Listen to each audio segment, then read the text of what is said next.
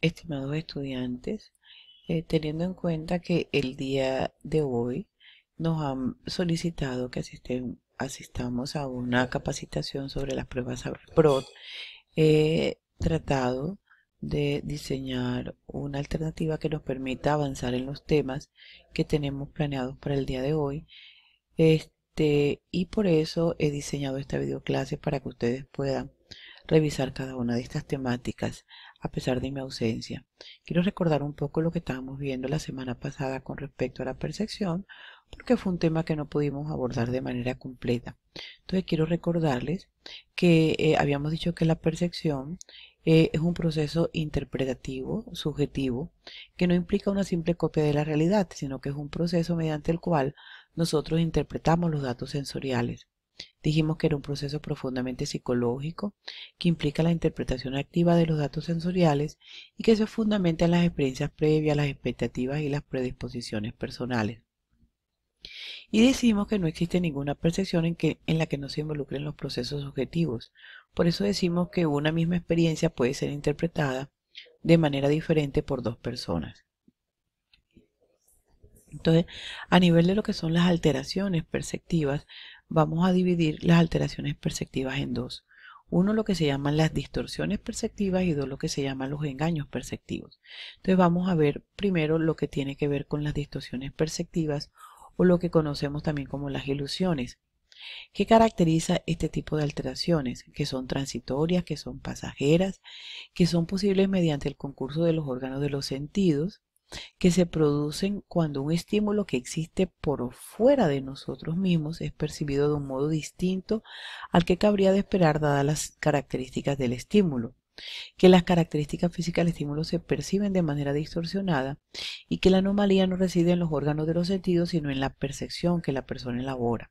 Entonces recordemos que las ilusiones se caracterizan básicamente porque hay un estímulo externo que existe, que este estímulo externo es captado por nuestros sentidos, pero que nuestros sentidos lo interpretan de manera errónea. Es decir, no hay un problema a nivel de la sensación, no hay un problema a nivel de la captación del estímulo. El problema es a nivel de la interpretación de ese estímulo. Entonces vamos a hablar un poquito de lo que son esas distorsiones perceptivas. Vamos a hablar primero de las distorsiones relacionadas con la cantidad, con la intensidad de la percepción. Entonces, en relación con lo que es la intensidad de la percepción, tenemos los dos extremos. Tenemos el extremo de la hiperestesia y tenemos el extremo de la hipoestesia. ¿Qué es una hiperestesia? Es un incremento, es un aumento en lo que es la intensidad de la percepción. Esto puede ocurrir, por ejemplo, con mucha frecuencia en personas que sufren de manía, de trastorno de ansiedad o que están pasando por una situación de consumo de drogas psicoactivas. Un ejemplo, por ejemplo, de una hiperestesia es el caso de las fobias. Cuando una persona tiene fobia hacia un estímulo, lo percibe de manera distorsionada, lo ve más grande, lo ve más amenazante, cuando pues en realidad el estímulo puede no generar ninguna amenaza para él. Y tenemos el caso de la hipoestesia, donde hay una reducción en la percepción del estímulo, es decir, la persona percibe el estímulo con una menor intensidad. Esto puede ocurrir en el caso, por ejemplo, de las depresiones, y en el caso extremo tenemos el de la anestesia, que es cuando la persona definitivamente está en un estado en el que no percibe en absoluto la intensidad del estímulo. También tenemos anomalías en la percepción, es decir, en la cualidad del estímulo. Entonces, a nivel de eso tenemos varios tipos de anomalía. La primera anomalía es lo que conocemos como la metamorfopsia, que son anomalías en la percepción y el tamaño y la forma de los estímulos. Eso ocurre con mucha frecuencia, por ejemplo, en el caso del consumo de drogas. Entonces, dentro de lo que es la metamorfopsia tenemos varias alteraciones. La primera es lo que conocemos como las dismegalopsias, que son anomalías en la percepción del tamaño. Aquí tenemos dos casos, que es el caso de las micropsias, que es cuando percibimos los objetos mucho más pequeños de lo que son, y el caso de la macropsia, cuando percibimos los objetos más grandes de lo que son. Por ejemplo, en los estados febriles podemos encontrar con alguna frecuencia esta experiencia. Después tenemos lo que son las dismofopsias, que son anomalías en la percepción de la forma. Por ejemplo, un objeto que es redondo lo podemos percibir de manera cuadrada. Eso puede ocurrir mucho en las lesiones orgánicas o en el caso del consumo de drogas. Después tenemos lo que llamamos la autometamorfosia, que son referidas al propio cuerpo. Esto lo encontramos, por ejemplo, con mucha frecuencia en el caso de los pacientes con anorexia, los cuales perciben su cuerpo de manera distorsionada. Una persona que está muy delgada puede percibir su cuerpo como si estuviera muy gorda, ¿no? Tenemos también anomalías en lo que es la integración perceptiva. Ustedes saben que cuando los estímulos llegan al cerebro, estos ahí son integrados y esa integración nos permite dar, ¿sí?, una interpretación mucho más compleja de la realidad y de los estímulos. Entonces, algunas personas tienen anomalías en esta integración y hay dos tipos, lo que se llama la aglutinación, que es cuando la persona de alguna manera une todos los estímulos, pero no es capaz de diferenciar la modalidad sensorial de la cual provienen cada uno de ellos. Y por último tenemos lo que es la escisión, que es todo lo contrario, es cuando la persona tiene una dificultad para integrar cada uno de estos estímulos y los concibe de maneras separadas. Estos dos aspectos ocurren con mucha frecuencia en la esquizofrenia. Y otros dos tipos de ilusiones son lo que llamamos la sensación de presencia y las pareidolias. En la sensación de presencia es cuando la persona percibe que hay alguien, hay una presencia, aunque en realidad la persona no está en el momento.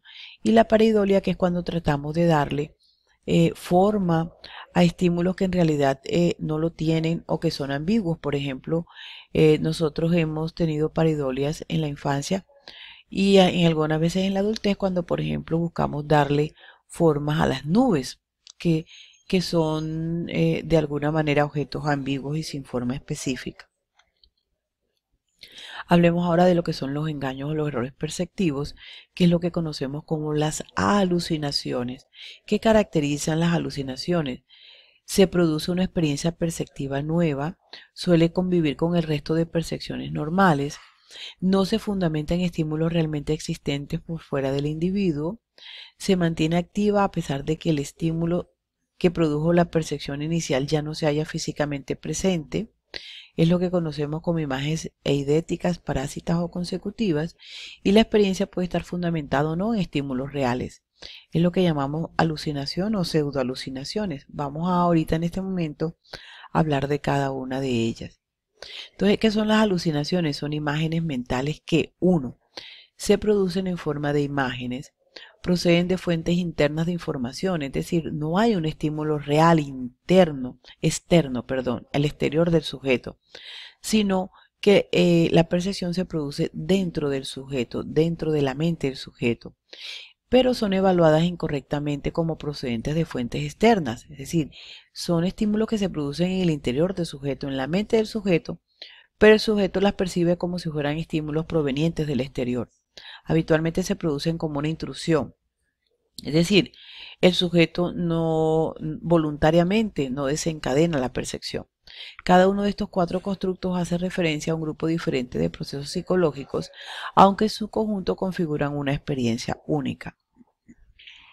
Una experiencia similar a la percepción.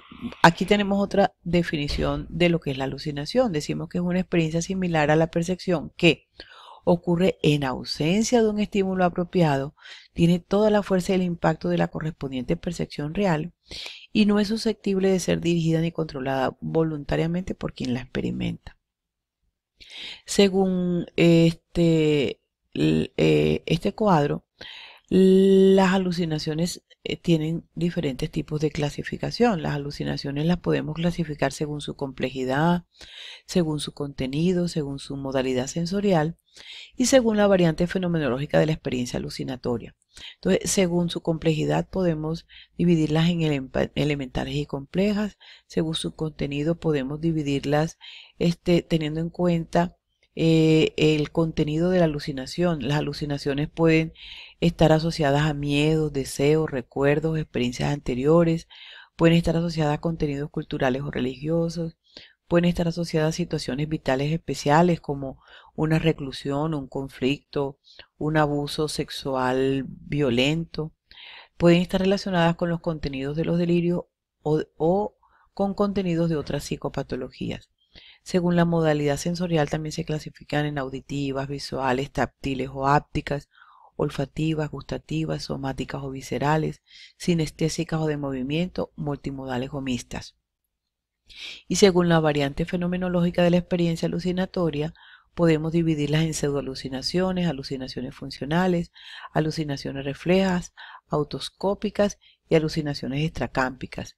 Entonces, a continuación vamos a hablar de cada una de ellas. Además, también según la modalidad sensorial, recordemos, algunas enfermedades se caracterizan más por unas que por otras. Por ejemplo, en las auras epilépticas, que es como una señal que le indica a la persona que va a tener una crisis epiléptica, podemos encontrar alucinaciones auditivas, visuales, algunas veces táctiles, gustativas, olfativas. En los delirium, por ejemplo, podemos encontrar alucinaciones auditivas, visuales y táctiles, pero casi nunca gustativas o olfativas. En las alucinosis alcohólicas podemos encontrar sobre todo alucinaciones auditivas, visuales, táctiles, pero casi nunca gustativas, olfativas. En los tumores cerebrales son muy comunes las auditivas y las visuales. En el trastorno paranoide, sobre todo auditivas y visuales. En la esquizofrenia hay de todas. En la esquizofrenia tenemos auditivas, visuales, táctiles, gustativas, olfativas y mixtas. En la manía podemos encontrar sobre todo auditivas, visuales y táctiles. En la depresión algunas veces auditivas y visuales. En las drogas sobre todo encontramos alucinaciones visuales y táctiles, y en la histeria podemos encontrar auditivas, visuales, táctiles, pero no gustativas y olfativas. Entonces vamos a hablar en este momento específicamente de lo que son las alucinaciones, las variantes de la experiencia alucinatoria y las pseudo percepciones o imágenes anómalas. Entonces, dentro de las alucinaciones y las variantes de la experiencia alucinatoria encontramos lo que son las pseudo alucinaciones, las alucinaciones complejas, las alucinaciones reflejas, las autoscopias y las alucinaciones extracámpicas. Entonces vamos a revisar cada una de ellas. Discúlpenme. Entonces, ¿qué son las pseudo alucinaciones? Se producen normalmente en la modalidad auditiva y visual y suelen asociar a estados hipnagógicos o hipnopómpicos, ambos relacionados con el dormir. Cuando una persona está en trance, fatiga, privación sensorial, y está asociado también al uso de drogas fundamentalmente alucinógenos, es decir, que suelen aparecer ligadas a situaciones en las que se produce una disminución de la claridad de la conciencia o una disminución del estado normal de alerta. La nota más característica de estas experiencias es la ausencia de la convicción de realidad por parte de la persona, lo que la lleva a describirla como visiones, imaginaciones o ensimismamientos. A diferencia de las alucinaciones, estas experiencias pueden darse en personas sanas en momentos de crisis. Así, por ejemplo, una viuda puede oír la voz de su marido muerto, o sus pasos, o verle sentado en su sillón preferido, o paseándose por la calle. Estas experiencias han sido descritas como alucinaciones por viudedad, pero tal vez sería mejor clasificarlas como pseudoalucinaciones, ya que la persona que las sufre no las considera reales. Vamos a hablar en este momento de lo que es la alucinación funcional. En este caso, un estímulo causa o desencadena la alucinación, pero este estímulo es percibido al mismo tiempo que la alucinación y en la misma modalidad sensorial. Por ejemplo, un paciente puede oír la voz de Dios al mismo tiempo que oye las campanas del reloj. Cuando las campanas cesan, él deja de oír esa voz. No se trata de una interpretación errónea de un estímulo externo, las campanadas en el ejemplo, como suele ocurrir en algunas ilusiones, ya que dicho estímulo se percibe correctamente. Lo que ocurre aquí es que la percepción correcta del estímulo se superpone a la alucinación. Es por esto mismo por lo que se le denomina funcional, ya que la aparición de la falsa percepción está en función de estímulos externos, apareciendo y desapareciendo con ellos. Esto es frecuente en la esquizofrenia, sobre todo en pacientes crónicos. Por otro lado tenemos lo que es la alucinación refleja. Según Hamilton, en 1985 se trata de una variedad mórbida de sinestesia en la cual una imagen basada en una modalidad sensorial específica, por ejemplo la imagen de un rostro humano, se asocia a una imagen alucinatoria basada en otra modalidad sensorial diferente, por ejemplo, sentir la punzada en